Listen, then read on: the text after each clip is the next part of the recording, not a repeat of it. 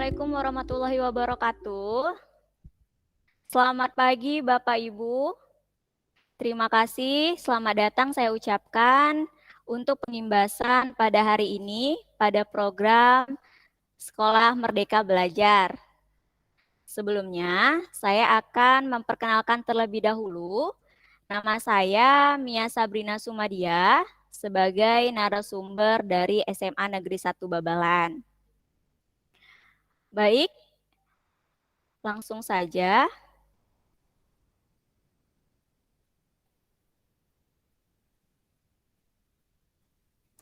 Untuk materi saya pada hari ini, saya akan berbagi praktik baik dari program Sekolah Merdeka Belajar.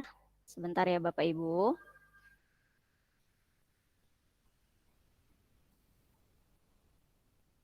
Oke. Sudah terlihat? Apakah layar PPT saya sudah terlihat Bapak Ibu? Belum, Bu. Belum ya? Iya, belum. Bentar ya.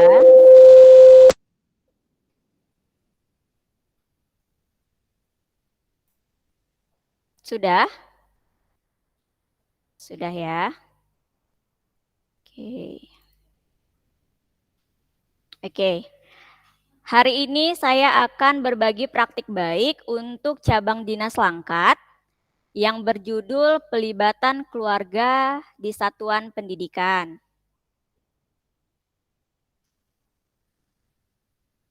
Oke, langsung saja. Sebentar ya Bapak Ibu. Oke, sebelumnya saya akan menjelaskan terlebih dahulu apa itu Sekolah Merdeka Belajar. Baik, Merdeka Belajar adalah belajar yang diatur sendiri oleh pelajar yang menentukan tujuan, cara, dan penilaian belajarnya. Dari sudut pandang belajar, Merdeka Belajar berarti belajar yang melibatkan murid dalam menentukan tujuan, memberi pilihan cara, dan melakukan refleksi terhadap proses dan hasil belajar. Lalu, di sini tentang pelibatan keluarga di satuan pendidikan, kami diminta untuk menulis dengan atap. Yang disebut dengan atap ialah A, awal, bagian yang menceritakan situasi awal meliputi tanggung jawab sebagai guru dan tujuan pembelajaran yang harus dicapai. Sedangkan T, tantangan, bagian yang menceritakan tantangan atau kesulitan yang harus diselesaikan untuk mencapai tujuan pembelajaran. Lalu yang ketiga, aksi, bagian yang menceritakan strategi dan pelaksanaan strategi belajar termasuk penyesuaian strategi bila ada. Yang terakhir yaitu P, pelajaran, bagian yang menceritakan pelajaran hasil refleksi terhadap keseluruhan proses. Selanjutnya untuk materi saya, pelibatan keluarga di satuan pendidikan untuk tahap awal. Awalnya terdapat beberapa miskonsepsi terhadap pelibatan keluarga di sekolah, yaitu yang pertama, keluarga banyak yang tidak paham pendidikan dan ingin melepaskan tanggung jawab ke pihak sekolah. Yang kedua, guru kurang memahami profil murid. Yang ketiga, keterlibatan keluarga berarti keterlibatan hanya kedua orang tua tanpa melibatkan unsur lain dalam keluarga.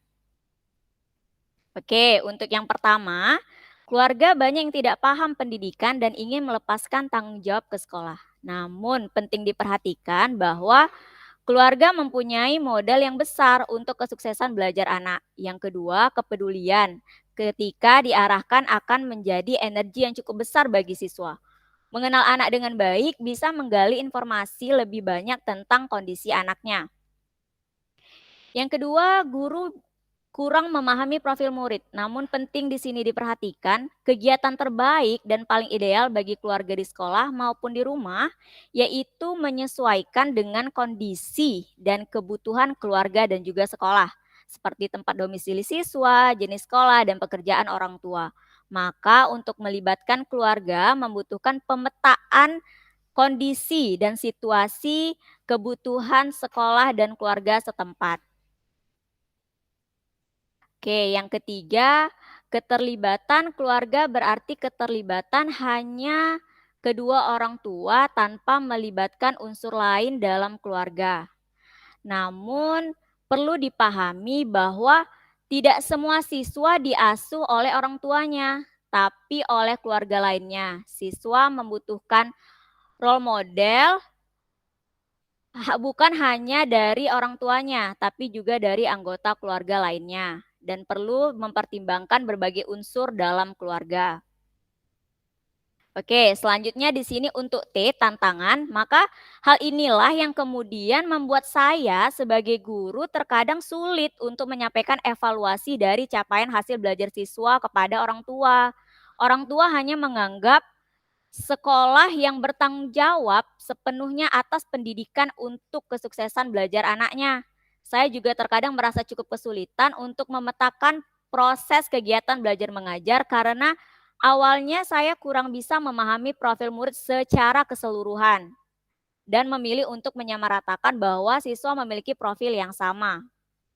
Lalu aksi yang saya lakukan kemudian kurang lebih 2 minggu yang lalu, saya dan beberapa rekan kerja terpilih sebagai salah satu guru yang menerima beasiswa SMB atau Sekolah Merdeka Belajar. Jadi kami awalnya dibekali dengan 3 modul, lalu dilanjutkan dengan 6 modul yang harus diselesaikan. Pada pelaksanaannya, saya tertarik dengan modul yang membahas tentang pelibatan keluarga di satuan pendidikan.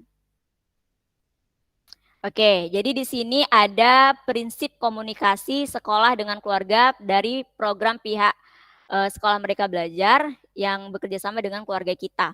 Jadi berikut ini 3 hal yang perlu diperhatikan saat berkomunikasi dengan keluarga atau wali murid. Yang pertama adalah komitmen, ya, jujur dan terbuka, pencatatan yang baik, tindak lanjut yang sistematis, konsistensi komunikasi dalam berbagai bentuk.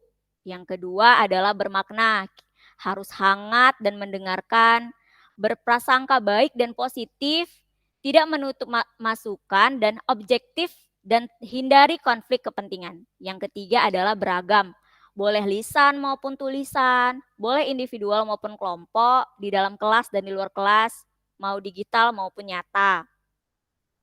Lalu ada juga di sini prinsip pelibatan keluarga di satuan pendidikan. Ada 3 nih ibu-ibu. Jadi yang pertama itu pemberdayaan orang tua. Orang tua perlu dipandang sebagai sumber daya yang penting dalam seluruh proses perencanaan, pengajaran, maupun evaluasi. Orang tua mau terlibat bila aktivitas pelibatannya menyenangkan dan bermakna. Peran orang tua yang terbesar di sekolah bukan terkait hanya finansial saja. Orang tua berperan dan terlibat aktif sebagai bentuk tanggung jawab kepada komunitas dan seluruh siswa, bukan hanya kepada anaknya saja.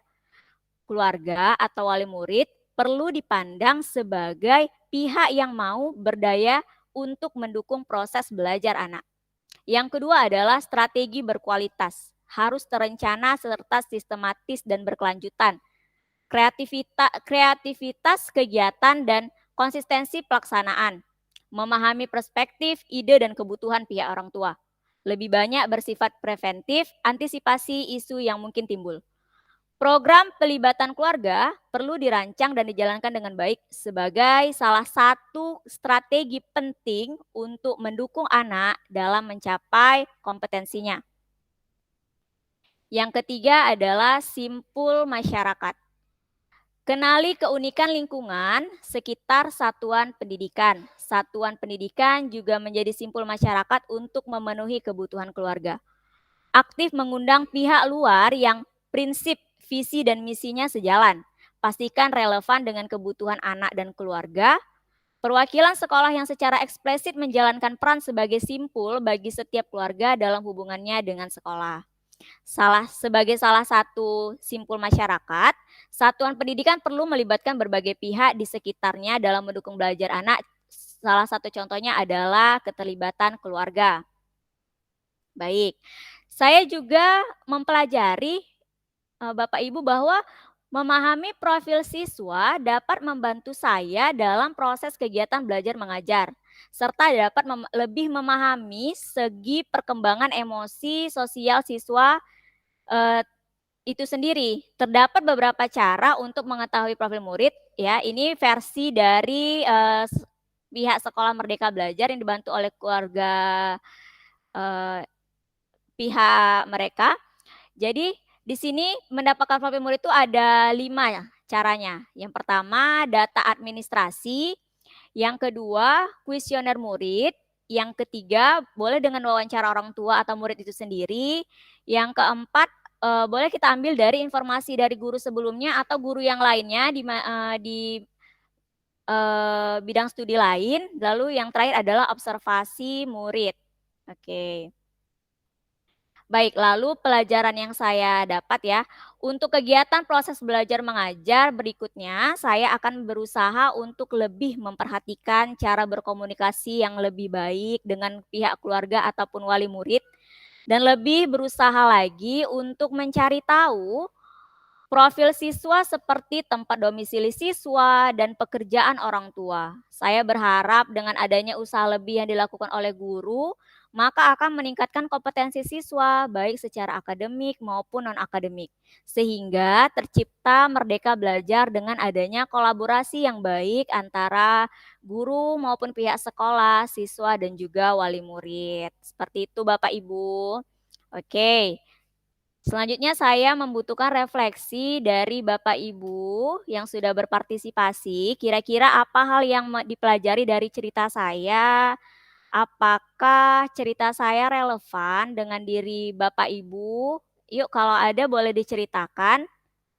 Oke, silakan jika ada yang mau menceritakan refleksinya boleh.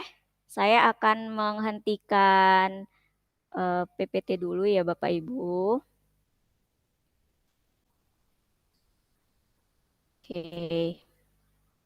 Oke, silakan. Siapa kira-kira? Oke, silakan Bu Nur Wahidah. Ini sudah angkat tangan ya, Bu. Silakan. Ya, perkenalkan saya Nur Wahidah Ramadhani Waru.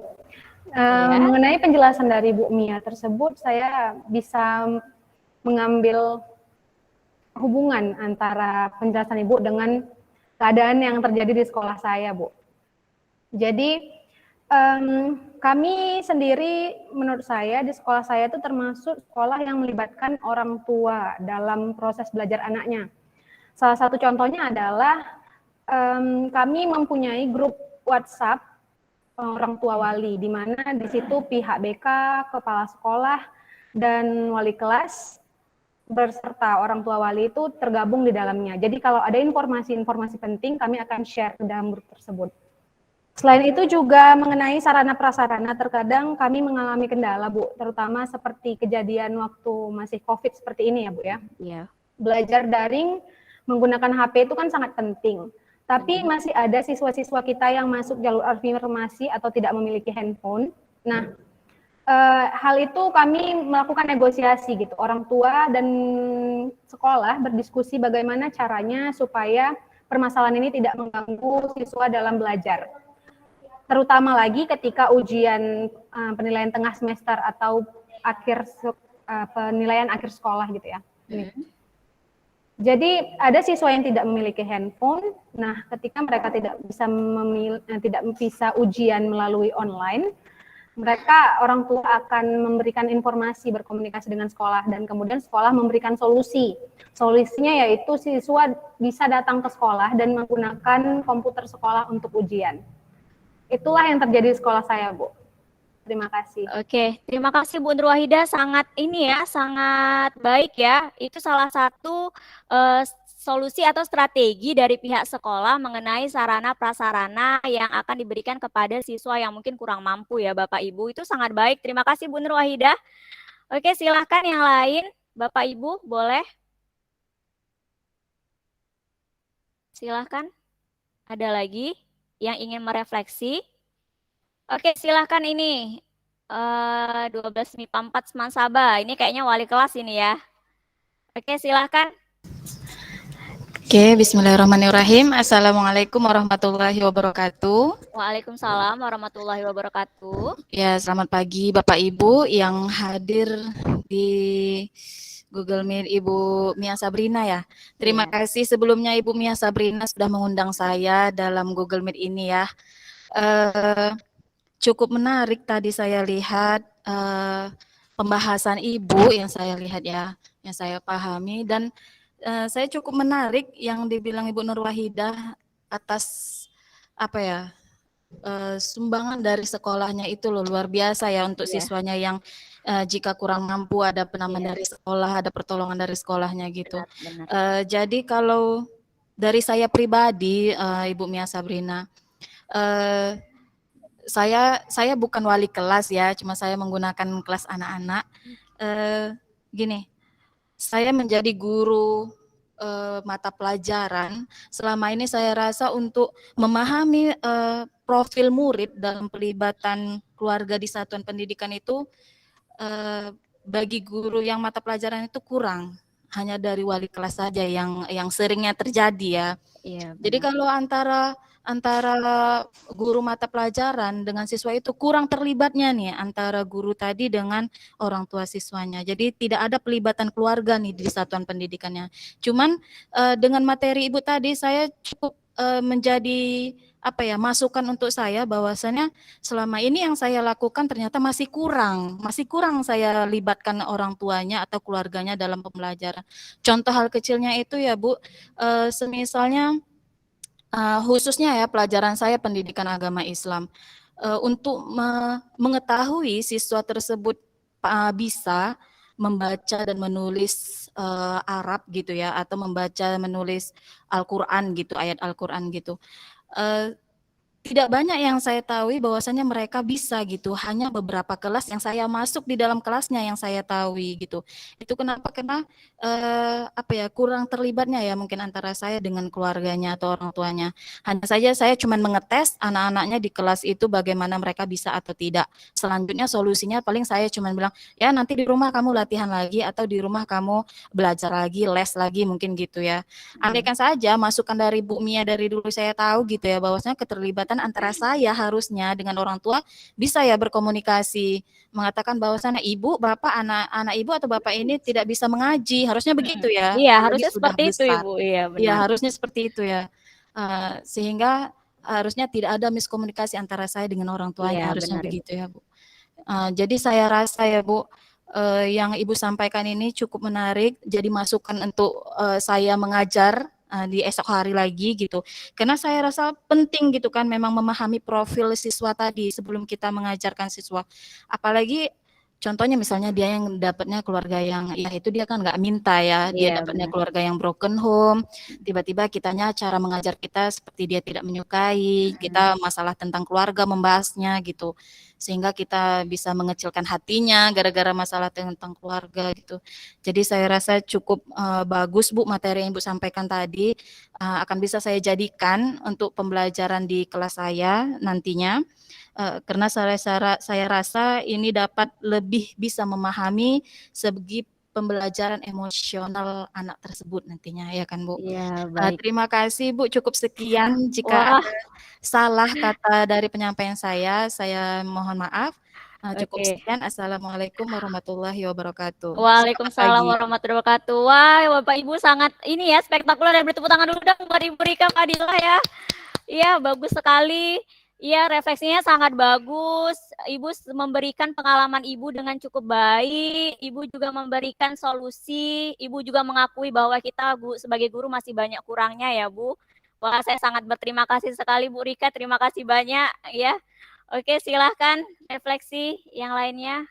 Oke, ini Bu Iis Sugiana, silahkan. Oke. Maaf Ibu, tidak kedengaran. Apakah Ibu sudah di ini? Ya, maaf. Oke. Assalamualaikum warahmatullahi wabarakatuh. Waalaikumsalam warahmatullahi wabarakatuh. Terima kasih kepada Ibu Mia ya atas undangannya dalam acara ini ya. Untuk materi hari ini yaitu ya tentang prinsip komunikasi sekolah dan keluarga. Kalau menurut saya, ini saya sebagai wali kelas, mungkin sudah dari tahun 2012 saya jadi wali kelas di sini ya. Untuk ya memang prinsip komunikasi sekolah ini dengan keluarga itu memang sangat penting, apalagi seperti yang dibilang Ibu Nur Wahida tadi, untuk sistem belajar daring ini ya banyak sekali ya problem-problem yang didapati oleh guru-guru di sekolah kita ini, yaitu tentang anaknya ini ya. Ya, satu tadi mungkin tentang alat komunikasinya.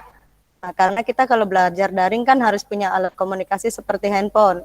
Benar. Ya, tidak semua anak mungkin ya, Bu, bernasib baik gitu seperti yang Ibu Rika tadi bilang ya. Iya. Tidak semua anak memang bernasib baik ya, mempunyai alat komunikasi yang baik, yang bagus ya dengan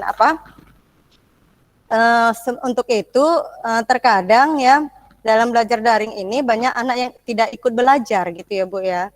Nah, itulah jadi tadi tugas kami sebagai wali kelas, bagaimana pendekatan kami dengan siswa tersebut. Ini kan kita biasanya ambil antara sharing-sharing kita dengan guru-guru yang masuk ya.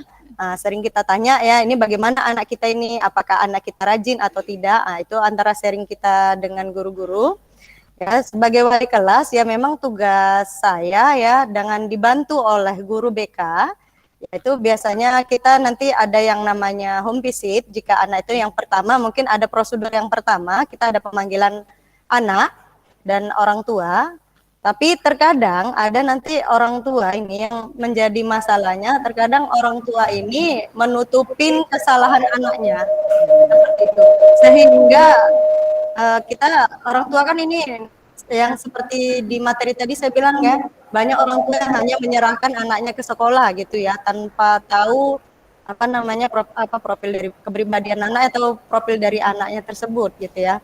Kadang kesalahan anak ini ditutupin oleh orang tua, sehingga kita susah untuk bagaimana bukan merubah dirinya, tapi merubah pandangannya, ya, merubah pandangannya. Dia sebagai siswa itu bagaimana, di sekolah kita ini bagaimana, aturannya bagaimana. Terkadang itu yang menjadi kendala karena orang tua ini selalu menutupin kesalahan anaknya. Untuk dari materi tadi ya, memang kita kan dalam prinsipnya tadi Bu ya, tadi ada yang harus ada komitmen kita ya. Betul. Ya, komitmen kita ini biasanya untuk siswa, ini ke siswa. Memang kita untuk mengharapkan yang nggak semua orang tua menutupin memang ya. Tapi kalau orang tuanya bisa yang mudah-mudahan masalah anak ini dapat teratasin. Tapi terkadang ada juga yang anak ini tidak, yang seperti tadi, anak ini tidak tinggal dengan orang tuanya, itu yang menjadi problema di sekolah ini. Dan yang ada terkadang sudah kita kasih bimbingan atau sudah kita kunjungin, memang mungkin ada kendala dari anaknya tersebut yang saya rasa memang kurang mampu dia untuk bergabung di sekolah kita ini. Jadi bagaimana lagi ya, mungkin kita hanya bisa melepaskan karena dia memang tidak mampu, dia sendiri yang mengundurkan diri seperti itu, Bu. Iya, baik. Iya, itu salah satu pengalaman ya, Bu, sebagai wali kelas ya, di mana pasti tentunya orang tua membela anak itu pasti ya, tidak bisa dipungkiri ya. Ya, baik, itu salah satu refleksi dari Mem Iis, itu sangat baik ya, Bu Iis ya. Ya.